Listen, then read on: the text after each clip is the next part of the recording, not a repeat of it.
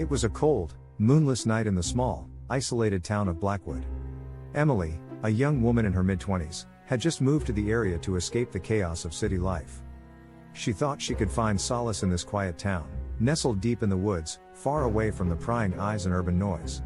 Emily's modest cottage was nestled amidst the thick, ancient trees that seemed to hold their secrets close. The nearest neighbor was a mile away, and the town center was a lengthy drive down winding, narrow roads.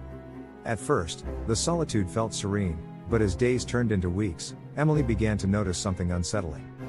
It started with small things: her porch light flickering at odd hours, faint scratches on her back door, and the feeling of being watched as she walked through her own home. Emily dismissed these occurrences as the product of her overactive imagination, chalking them up to the eeriness of the woods at night. One evening, as Emily was reading a book by the fireplace, a chilling sensation crept over her. She felt a presence, as though someone was lurking just beyond her sight. She brushed it off as paranoia until she heard it, a faint whisper, barely audible, coming from the darkness outside. Her heart raced, and she strained to listen. It was a soft, raspy voice repeating her name, Emily. Emily. Terrified, she grabbed a flashlight and cautiously approached the window. Peering into the inky blackness, she saw nothing but the swaying trees. The voice grew louder, more insistent, echoing through the woods around her cottage. Panic set in, and Emily locked herself in her bedroom, clutching her phone. The voice continued, closer now, seemingly just outside her window. Desperate, Emily called the local sheriff's office, explaining the situation. The dispatcher promised to send an officer, but the nearest patrol car was at least 30 minutes away. Emily huddled in her bedroom, feeling the dread intensify with every passing second. The voice grew louder, now a sinister whisper that seemed to seep through the walls. Emily. I know you're there. Her mind raced, trying to make sense of the situation. Who could it be? Why was this happening to her? She searched for any clues but found none. The minutes dragged on like hours, and the voice outside grew more menacing. Suddenly, the bedroom window shattered, and Emily screamed in terror. A dark figure leapt into the room, its features obscured by shadows. She fumbled for her phone, ready to dial 911 again, but the intruder moved with unnatural speed, snatching it from her hand. The room plunged into darkness, leaving Emily paralyzed with fear. She could hear the intruder's heavy breathing, and a chilling chuckle echoed in the silence. You can't hide, Emily, the voice hissed, now inches from her face. Just as all hope seemed lost, the distant wail of sirens cut through the night. The intruder froze, then swiftly retreated through the broken window and into the woods. Emily's trembling fingers dialed 911 again, her voice shaky as she explained the situation to the dispatcher. Within moments, police officers arrived, scouring the area with flashlights and barking orders. But they found no trace of the intruder, no footprints, no evidence of his presence. Emily's life in Blackwood would never be the same. The fear of being stalked, of never knowing when the unseen pursuer might return, haunted her. She moved back to the city, her escape from urban chaos now a haunting memory of something far more sinister, something that lurked in the depths of the woods, waiting for its next victim. In the following months, Emily couldn't shake the feeling that she was being watched. Night after night, she heard that haunting whisper in her dreams, even though she had left Blackwood far behind. It was as if the darkness had imprinted itself upon her soul. Haunted by these memories, Emily sought therapy, but her therapist could offer little comfort.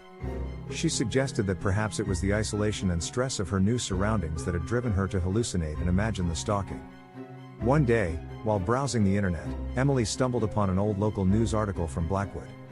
It recounted the strange tale of a woman named Sarah, who had lived in her cottage many years ago. Sarah had also claimed to be stalked by an unseen presence in the woods. Curiosity piqued, Emily dug deeper into the archives and discovered a chilling connection. Sarah's last name was the same as the whispered voice that had haunted her, Thorne. Could it be a coincidence? Or was the stalking presence that had tormented her tied to a sinister history in Blackwood? Determined to uncover the truth, Emily decided to return to Blackwood. She rented a room in the town's only inn, situated near the center of town. The moment she arrived, she sensed the unease among the townsfolk. They whispered about the Thorne family, their curse, and the history of strange occurrences that had plagued Blackwood for generations. Emily delved deeper into the town's history, discovering a series of eerie incidents and disappearances linked to the Thorne family.